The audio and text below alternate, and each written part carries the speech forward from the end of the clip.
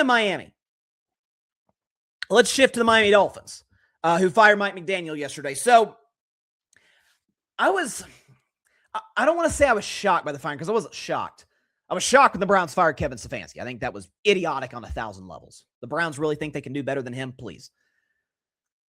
But in the case of Mike McDaniel, I'm really torn on it. Because on one hand, it's, okay, yeah, does he really command the presence of the locker room? We see his press conferences. He's not Dan Campbell. Like, that's just, he's not. He's not Sean McVay. He's not Mike Tomlin. He's not D'Amico Ryans at the podium. Like, that's not his MO. And on the other hand, the Miami Dolphins looked like, gosh, could they be in the running for like the number one pick? Like, they start out the gates. What were they, 1-6? They were awful. And they ended up playing okay football down the stretch of this season. Well, they have winning 7 games this year. So they won, I guess, whether that have been 6 of their last 10. That's something. They ain't quit on the coach. And to the credit of the coach, what's his, I've always said it's the mark of a half-decent coach. What's your side of the ball? How productive are they? So I've gotten Mike Tomlin on this year. Mike Tomlin, your defensive coach. Steelers have a 26th ranked defense of football and the worst fourth quarter defense in the entire NFL. Matter of fact, I think Doug Clawson said the Steelers are like the worst fourth quarter defense in NFL history, which is insane. Maybe among playoff teams. Point is, with Mike McDaniel's offense, Tyreek Hill's had a career year. Tyreek Hill, a couple of years ago, people were saying should be in the MVP discussion. Jalen Waddle's been a productive Pro Bowl caliber guy. You've gotten the best out of running backs like Raheem Mostert, guys like, what's my man's name? Devon Achane. Been solid. They spent money in free agency. You're just really limited in terms of what you can do at quarterback. I blame the Dolphins' offensive troubles more so on the now former GM in Chris Grier and Tua Tagovailoa, because Chris Grier looks at Tua, he sees, okay, this is a precision, strictly pocket passer, and you got him 2 deep threats. That doesn't seem to make sense. So what did Mike McDaniel say? Okay, we're going to run the football. I'm from the Kyle Shanahan tree. That's what I do. That's what the Dolphins did relatively effectively. And it's a lot of screen passes. A lot of throws behind the line of scrimmage. Kind of similar to what we saw last night with Carson Beck and the Miami Hurricanes. Didn't trust Tua to spread all over the field, nor should he have. Tua's garbage in cold weather. We've done that segment. Everybody feels like in every show has done that segment the last few years. So there were limitations of the quarterback position that Mike McDaniel worked with to a point where it's Tua deserves $55 million. He's a Pro Bowl level quarterback. Yeah, did he look like that before Mike McDaniel?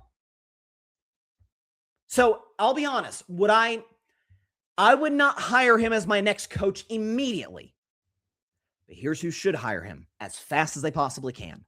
The Detroit Lions. Because the Detroit Lions, we all know, had Ben Johnson for 3 years, the whiz offensive coordinator, done okay in Chicago, to say the very least. He is the brilliant offensive mind we all thought him to be and the culture builder that folks in Chicago hoped. Then he bring in Johnny Morton, guy who's in the building, and it didn't work very well at all. Dan Campbell's calling plays at the end. It was a shell of the Ben Johnson offense. You got a chance to bring Mike McDaniel in, who, again, worked with Tua, made Tua a Pro Bowl caliber guy. Tua, I think a few years ago, led the league in passing. Had us thinking, could the Dolphins be Super Bowl contenders, even though they can't function in the cold?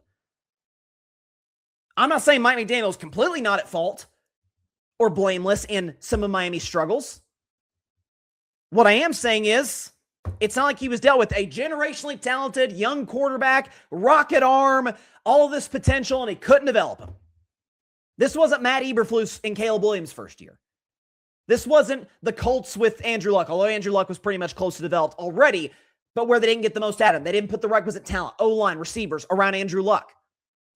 This was, gosh, Tua, we're starting to put bus label on Tua, and Mike McDaniel comes in, he's a Pro Bowl, and the Dolphins are in the playoffs back-to-back years. That's something. He's an offensive guy. The offense was pretty productive. Despite the limitations of quarterback, despite the limitations that said quarterback had to, influence Mike McDaniel's play calling to where it was a lot of screen passes, it was a lot of get the ball to your hands quick. So that to me is, if you're a Detroit Lions fan, you'll never get a Ben Johnson ever again. They're like that's a once every decade kind of offensive coach. Johnny Morton wasn't the guy. Dan Campbell, great culture builder, not a great X's and O's guy. You get a chance to bring a guy from the Shanahan tree. Those guys tend to pan out by and large. Who got Tua to be a Pro Bowler, who got Miami to be to the playoffs back-to-back years. Have him call your offense with Goff, St. Brown, Laporta, Jamison Williams, Gibbs, Montgomery. Like, we know the players. We know about Detroit. They got to rebuild that offensive line in the offseason, but the weapons are there. Goff's a productive quarterback if he's got time to throw. So if I'm the first thing I thought when I saw that, or I thought three things. Number one, that kind of surprised me because they didn't fire him on Monday or Tuesday. The second thing is, that's probably because the Ravens fired Harbaugh on Tuesday. The Dolphins fired McDaniel on Thursday. So the Dolphins, it feels like they're going after John Harbaugh. And the third thing I thought is, Lions get on the phone with this guy like right now. Now, I imagine Mike McDaniel will want to pursue potential head coach, offerings. Don't blame him in the slightest. But I think if those fall through and you're Detroit, that's your guy. That's the dude to bring in to call plays for your offense. Takes a lot of strain off Dan Campbell's shoulders. Fixes a real deficiency that they had a season ago. And Detroit's back in business. Again, Detroit's got one of the top GMs in the league in Brad Holmes. He'll do his thing in the draft and in free agency. You trust Brad Holmes to put the roster together. You trust Dan Campbell for culture. And Mike McDaniel can take care of the offensive play calling. And I think Detroit Lions can be right back in the NFC playoff picture in 2026. So just seeing the news, that's kind of what came in my mind as a guy who's been very pro Detroit Lions on the show. Alfred, Dolphins should trade Tua for a vending machine. Alfred, I don't know what they're going to get for Tua. Like, there's no way they keep him, right? They just fired the GM, just fired the coach. Tua, this is putting it kindly, rubbed a lot of people the wrong way with his atrocious press conferences, ripping teammates and whatnot. Tua even said recently, hey, a fresh start. I think the word he used, he said, a fresh start for me would be dope. Is that if another team's going to take that how much time or how much does Tua, let me check Spot Rack real quick, live here on Aaron carving it up. Let's check Spot Rack on Tua's contract. Oh, hang on. On Tua's contract, see how much time he has left on it. When does that, is there like an option year in there somewhere? 4-year, $212 million deal. So they have a void year in 2029.